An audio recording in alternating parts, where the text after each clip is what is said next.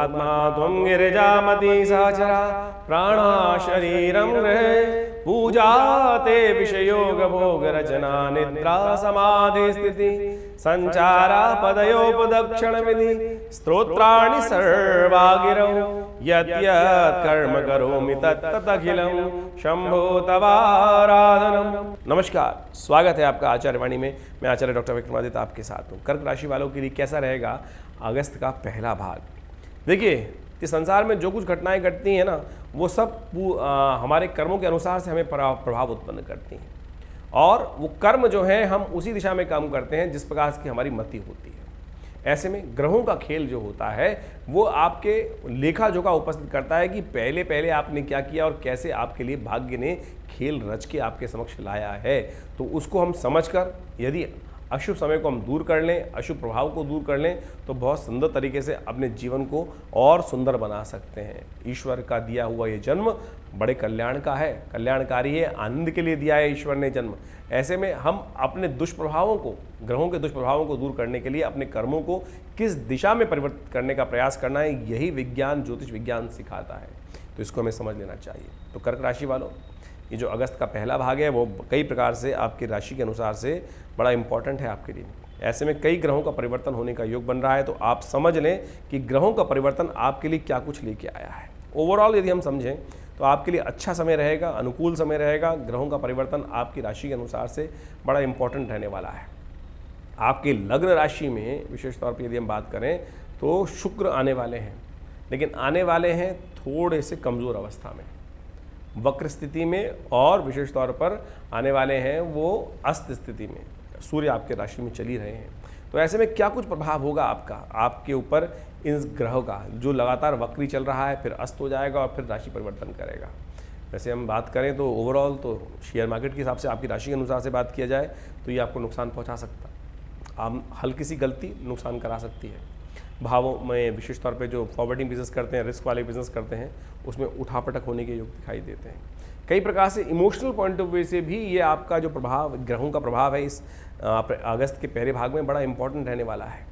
आप हल्के से भी यदि अपने इमोशंस को, फ्लक्चुएशन ऑफ जो इमोशंस हैं उनको समझ नहीं पाए तो फिर आप परेशानी में फंस सकते हैं, और फिर आप अननेसेसरी के विचारों के एक दलदल में फंस सकते हैं। तो आपको समझ लेना चाहिए ग्रहों का प्रभाव क्या कह रहा है आपके लिए, क्या कुछ करने के योग बना रहा है। सबसे पहले 1 अगस्त की बात कर लेते हैं। 1 अगस्त को ग्रहों की गणना के अनुसार से मंगलवार का अवसर है, पंचांग के अनुसार से पूर्णिमा तिथि है। उस दिन सावन के अधिक मास की पूर्णिमा है, बड़ी सुंदर तिथि है। और साथ साथ चंद्रमा जो है वो आपके सप्तम भाव में चल रहे हैं। सत्यव्रत है उस दिन, भगवान सत्यनारायण का पूजन करना चाहिए इस कलिकाल में। बड़ा सुंदर व्रत शास्त्र के अनुसार से बताया गया है। ऐसे में उनका स्तवन कर कर आप अनेक प्रकार के दुष्कर्मों को दूर कर सकते हैं, और उनके एक मंत्र ओम नमो नारायणाय, इस मंत्र का जप कर कर उस दिन आप अपने बहुत सारे कष्टों को दूर कर सकते हैं। एक बात का ध्यान रखिएगा, 1 अगस्त को भद्रा भी विद्यमान है। सुबह सुबह सूर्योदय से लेकर करीब करीब 1:57 तक रहेगी। तो ऐसे कार्य में शास्त्र कहता है कि भद्रा काल में नए कार्य, नए प्रोजेक्ट, नए व्यवसाय को, नए कार्य को आरंभ करने से बचना चाहिए, अन्यथा उसमें कहीं ना कहीं प्रकार के विघ्न उपस्थित हो जाते हैं और कार्य सफलता की तरफ नहीं जाता, विघ्न उपस्थित करता है। तो ऐसे में 1:57 के बाद जो नए प्रोजेक्ट्स, नए कार्य करने जा रहे हैं उनको लेने का प्रयास के रूटीन काम चल रहे हैं वो एज इट इज़ कर सकते हैं, कोई दिक्कत नहीं। क्या उपाय किया जाना चाहिए? उपाय सामने आपके है, सत्यव्रत है तो उस दिन व्रत कीजिए, सत्यनारायण भगवान का पूजन कीजिए। इससे सुंदर उपाय क्या रहेगा, आप इसको उपयोग करते हुए कार्य करेंगे तो बहुत सुंदर रहेगा। 2 यदि हम अगस्त की बात करें तो उस दिन ग्रहों का परिवर्तन आपके लिए बड़ा अच्छा दिखाई देता है, आपके लिए अनुकूल रहेगा। बहुत सारे इमोशंस पॉइंट ऑफ व्यू से पॉजिटिव चेंजेस का समय दिखाई दे रहा है आपके लिए। धन एकत्र करने के अवसर आपको प्राप्त कर सकते हैं, लेकिन थोड़ी मेहनत समय ज़्यादा मांग रहा है। ऐसे में कार्य को सफलता की तरफ ले जाने के लिए थोड़ी रगड़ाई ज़्यादा होगी, तो आप मेहनत से भागेंगे नहीं तो आप सफलता निश्चित तौर पर प्राप्त करने के योग बना सकते हैं। इसलिए अपनी धुन में, अपने कार्यों में मस्त होकर काम करने का आपको प्रयास करना चाहिए। समय आपके अनुकूल होता दिखाई दे रहा है, उसका लाभ आपको मिल सकता है।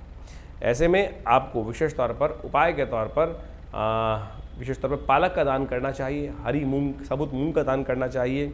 ये आपको और कल्याणकारी योग बनाए। कन्या पूजन करना भी आपके लिए बड़ा उचित दिखाई देता है।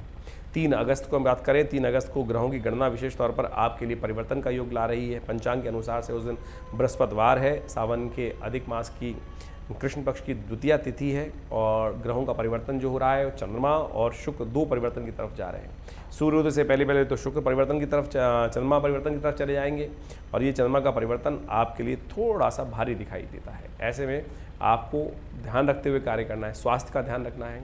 ऐसे में आपको विशेष तौर पर अपने कार्यों में पूरा सा ध्यान रखते हुए कार्य करना है, क्योंकि चंद्रमा आपके षष्ठ भाव में जाकर थोड़ा सा मन में थोड़ी सी वीतरागिता उत्पन्न कर देते हैं, इमोशन पॉइंट ऑफ व्यू से व्यक्ति को वीक कर देते हैं। वहीं शुक्र का जो परिवर्तन हो रहा है, शुक्र महाराज द्वितीय भाव में चल रहे हैं और द्वितीय भाव में चलते चलते अस्त हो जाएंगे। शाम को करीब करीब 5:51 पर शुक्र अस्त होने जा रहे हैं और ये आपके लिए थोड़ा सा व्यावसायिक दृष्टिकोण से, कुटुंब के दृष्टिकोण से, धन के दृष्टिकोण से कुछ ना कुछ व्यवधान उत्पन्न कर सकते हैं। आते हुए धन को रोक सकते हैं, लगती हुई लॉटरी को रोक सकते हैं। जो जिस चीज़ क्षेत्र में आप काम कर रहे थे उसमें आपको लाभ की उम्मीद थी, उसमें कहीं ना कहीं झटका दे सकते हैं। तो ऐसे में आपको बड़ी सावधानी के साथ कार्य करने की ज़रूरत है। उपाय करने का प्रयास करें, गौ सेवा करें, वो आपके लिए सबसे श्रेष्ठ उपाय है। उसको करेंगे तो बहुत सुंदर तरीके से लाभ प्राप्त होगा, आपके कष्टों को दूर करने का योग बन सकता है। वहीं 4 तारीख की बात करें तो 4 अगस्त को ग्रहों की गणना दिखाती है, शुक्रवार का अवसर है, सावन के अधिक मास के कृष्ण पक्ष की तृतीया तिथि है और ग्रहों का योग आपके लिए आगे बढ़ने के अवसर तो दे रहा है, लेकिन क्रोध बढ़ा रहा है। ऐसे में क्रोध को शांत रखते हुए कार्य करने का प्रयास करना चाहिए। ऐसे में विशेष तौर पर आपको एक काम और करना चाहिए कि आपके लिए विशेष तौर पर बंदरों को चने डाल दीजिए, केले का दान कर दीजिए। इन सबको उपाय कर कर आप अपने ग्रहों का पॉजिटिव कर सकते हैं, लेकिन थोड़ा सा इमोशनल पॉइंट ऑफ व्यू से हमें थोड़ा वीक दिखाई देता है, तो ध्यान रखें। इस दिन गणेश चतुर्थी है, गणेश जी के मंदिर में जाकर आप उनका पूजन करें, दूर्वा अर्पित करें तो अच्छा रहेगा। एक काम और ध्यान रखिएगा, उस दिन भद्रा भी विद्यमान है 2:45 तक। तो नया कार्य आरंभ करने के लिए सूर्योदय से लेकर करीब 12:45 तक का समय अच्छा नहीं है। तो नए प्रोजेक्ट, नए कार्य, नए वेंचर्स के लिए विचार करना, नए उन पर कार्य करना, उनको हाथ में लेना थोड़ा सा नुकसानदेह हो सकता है। तो 12:45 का इंतज़ार कीजिए, उसके बाद समय बदल जाएगा और फिर पॉजिटिव चेंजेस आने का समय मिलेगा आपको। वहीं 5 तारीख की यदि हम बात करें तो उस दिन शनिवार का अवसर, चतुर्थी तिथि और ग्रहों का परिवर्तन होने के योग बन रहे हैं और ये परिवर्तन आपके लिए सुबह सुबह अच्छी सूचना लेके आता दिखाई दे रहा है। मन आपका पॉजिटिव तरफ उत्पन्न होगा, जो विघ्न थे उन सबको हटाकर आप करेंगे नहीं धर्म का, जब मैंने कोई गलत नहीं किया तो धर्म भी मेरा साथ देगा। ऐसे में धर्म की तरफ रुझान जाग सकता है, आपके लिए समय अच्छा रहेगा। थोड़ा सा दुविधा जरूर रहेगी मन में, हाँ ना की स्थिति जरूर रहती दिखाई दे रही है, लेकिन यदि पॉजिटिव रहेंगे तो बहुत बढ़िया तरीके से लाभ प्राप्ति के योग बनते दिखाई दे रहे हैं। ऐसे में एक काम करें, सावन का महीना चल रहा है तो भगवान शिव का ध्यान करें। थोड़ा जल में थोड़े काले तिल डालकर ओम त्र्यंबकम यजामहे सुगंधिम पुष्टिवर्धनम उर्वारुकमिव बंधनान् मृत्योर्मुक्षीमामृतात्, इस मंत्र का जप करते हुए सुबह सुबह शिव का अभिषेक कर लीजिए। शनि भी अनुकूल हो जाएंगे। शनि महाराज जो आपके सफलता में विघ्न देने के योग दे रहे हैं, तो उनको शांत करना बहुत ज़रूरी है। तो ऐसे में आप एक काम और कर सकते हैं, हमने विवेकानंद योगाश्रम में पूरे 30 आने वाले और जो करीब 45 दिन बाकी हैं सावन के महीने के 30 दिन, तो उनमें रुद्राभिषेक रखा हुआ है, उसमें सम्मिलित हो जाए कीजिए। खुद आकर अपने हाथ से भगवान का रुद्राष्टध्यायी के द्वारा रुद्राभिषेक कर लेंगे तो बहुत सुंदर तरीके से शनि भी अनुकूल होने के योग बनेंगे आपके लिए। साथ साथ अब हम बात कर लेते हैं 6 तारीख की। 6 तारीख को रविवार का अवसर है, पंचमी तिथि विद्यमान है सुबह सुबह सूर्योदय के समय पर। उसके थोड़ी देर बाद ही षष्ठी का आगमन हो जाएगा, लेकिन अगले दिन के सूर्योदय से पहले पहले षष्ठी समाप्त हो जाएगी। तो ऐसे में षष्ठी क्षय होती दिखाई दे रही है। तो ग्रह गणना के अनुसार से क्षय तिथि विशेष तौर पर थोड़ी भारी रहती है। नए कार्यों के लिए, कुछ भी करने के लिए, मुहूर्त करने के लिए तो दिन थोड़ा वीक दिखाई देता है। साथ साथ गणमूल नक्षत्र भी विद्यमान है, रेवती, जो रहेगा 6 तारीख को और 7 तारीख को अश्विनी नक्षत्र रहेगा। तो दोनों गणमूल नक्षत्र हैं। इन दोनों तिथियों में यदि कोई जातक जन्म ले रहा है घर में, तो उनकी मूल शांति अवश्य कराते रहनी चाहिए, नहीं तो जातक भारी होता है। तो ऐसे में आप कोशिश करें, उपाय करने का प्रयास कीजिए। गायत्री मंत्र का जप करें, भगवान सूर्य को अर्घ्य दें, ये सबसे श्रेष्ठ उपाय है। आपको इनको करते रहना चाहिए, कल्याण होगा, कष्ट दूर होंगे।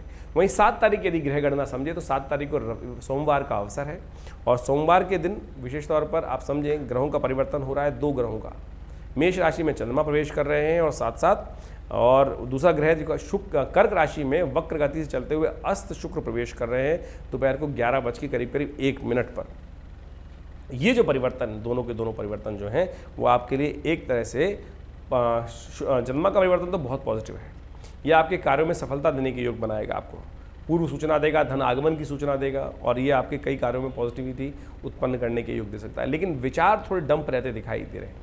ऐसे में अपने आप को कोशिश करें किसी अच्छे योग्य व्यक्ति की संरक्षण में काम करने का प्रयास करें, किसी अच्छे एडवाइज़र को साथ लगते हुए विचार को सद्गुरु के साथ में काम करते हुए अच्छे विचारों के साथ काम करते हुए कार्य करने का प्रयास करना चाहिए।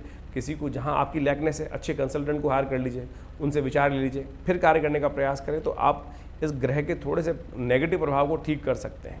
वहीं शुक्र का जो परिवर्तन है, अस्त होकर वक्र स्थिति में आपकी लग्न राशि में प्रवेश करना, सूर्य के साथ होना, ये आपके अंदर थोड़ा सा विशेष तौर पे आनंद भाव को कम कर सकता है, थोड़ा सा विरक्ति का भाव उत्पन्न कर सकता है शुक्र का अस्त होना। ऐसे में दूध का दान करना चाहिए, वती महालक्ष्मी के मंदिर में जाकर खीर का भोग लगाना चाहिए, इन सबसे कल्याण की गौ सेवा करने का प्रयास करना चाहिए, अच्छी क्वालिटी का हीरा धारण करना चाहिए। ये सारे उपाय हैं, इनको कर आप लाभ ले सकते हैं और आगे बढ़ने के अवसर बना सकते हैं। और सोमवार का अवसर भी है और सावन का सोमवार है, तो हमने तो इन समस्त कष्टों को दूर करने के लिए अपने विवेकानंद योगाश्रम में बहुत विशाल रूप से रुद्राभिषेक का आयोजन किया है। आप भी इसमें सम्मिलित हो सकते हैं। शाम को 6 बजे से रुद्राभिषेक रहेगा, करीब करीब 8 बजे तक चलेगा। भगवान का दूध से, दही से, जल से, गंगा जल से, भस्म से, समस्त प्रकार की चीज़ों को लेकर षोडशोपचार भगवान का पूजन किया जाएगा। रुद्राष्टध्यायी का पाठ होगा। आप भी सादर आमंत्रित हैं, उसमें आएँ। दिल्ली में जो रहना चाहते हैं, रहते हैं, उसमें भाग ले सकते हैं। उसमें आकर जो दिल्ली से बाहर हैं वो अपना स्थान आरक्षित कराकर योग्य ब्राह्मणों का सानिध्य लेकर उस पुण्य को प्राप्त कर सकते हैं। यदि 8 तारीख की यदि हम बात करें तो मंगलवार का अवसर, अष्टमी तिथि, कालाष्टमी की तिथि है और ग्रहों की गणना आपके लिए अनुकूल है, आगे बढ़ने के अवसर आपको प्रदान कर रही है और क्षेत्र में विजय देने के योग दे रही है। तो कोशिश ये करें, आगे बढ़ते हुए कार्य करने का प्रयास करें, संकोच मन में हटा दीजिए और निर्द्वंद भाव से आगे बढ़ने का प्रयास करें। हाँ, थोड़ा सेहत का ध्यान रखिएगा, थोड़ा सेहत का ध्यान इसलिए, थोड़ा सा वॉक अच्छे से करें, हेल्थ का ध्यान रखें।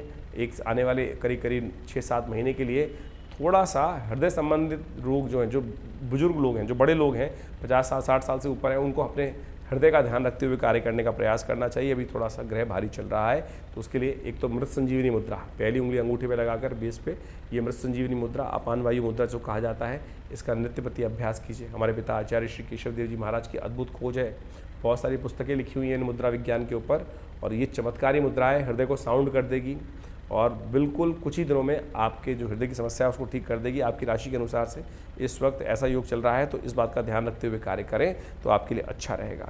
वहीं बात कर रहे हैं 9 तारीख की। 9 तारीख की ग्रह गणना विशेष तौर पर दिखाती है कि बुधवार का अवसर है, नवमी तिथि विद्यमान है और ग्रहों का परिवर्तन बहुत पॉजिटिव आपके लिए हो रहा है।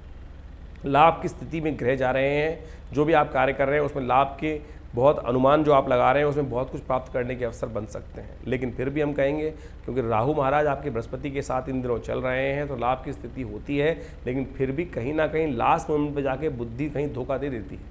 तो ऐसे में उसको जगाने का प्रयास करना चाहिए। ऐसे में आप कोशिश करें, बुधवार का अवसर है, हरी चीज़ों का दान करें, साबुत मूंग का दान करें, तो आपके लिए अनुकूल हो सकता है। ग्रहों का योग आज सर्वार्थ सिद्ध योग विद्यमान रहेगा। 9 तारीख को शुभ तिथि है, शुभ मुहूर्त है, कोई नया कार्य आरंभ करना है तो उसका लाभ ले सकते हैं। वहीं 10 तारीख की यदि हम बात करें तो बृहस्पतिवार का अवसर है, दशमी तिथि विद्यमान है। ग्रहों का नक्षत्र, ग्रहों का योग आपके लिए अनुकूल है, आगे बढ़ने का आपको प्रयास करना चाहिए, लेकिन स्वास्थ्य का ध्यान रखने की ज़रूरत है। शनि और बृहस्पति दोनों के दोनों स्वास्थ्य में कहीं ना कहीं आने वाले लंबे समय तक कष्ट देने के योग दे रहे हैं, तो कर्क राशि वालों को विशेष तौर पर अपने स्वास्थ्य का, कमर का, अपने पेट का, विशेष हार्ट का, हृदय का समस्त रूप से ध्यान करते हुए कार्य करने का चाहिए। योगाभ्यास नित्यप्रति करें, फ्लेक्सिबिलिटी मेंटेन करें और साथ साथ शनि की चीज़ों का दान करें, तो ये आपके लिए बहुत ज़रूर रहेगा, क्योंकि आने वाले करीब शनि महाराज तो अभी यहाँ पे काफ़ी लंबे समय तक रहने वाले और कमर पर प्रभाव डाल रहे हैं। और साथ साथ बृहस्पति महाराज जो ओल्ड एज व्यक्ति हैं उनके लिए तो स्वास्थ्य का डबल ध्यान रखने की ज़रूरत है। हृदय और कमर हड्डी संबंधी रोग परेशान कर सकते हैं, तो उसके निमित्त महामृत्युंजय मंत्र का जप करें, नित्यपति हवन करें और इस सावन के महीने में भगवान का नित्यपति महामृत्युंजय मंत्र के द्वारा अभिषेक करें। कष्ट कम होंगे, ईश्वरी कृपा प्राप्त होगी। धन्यवाद।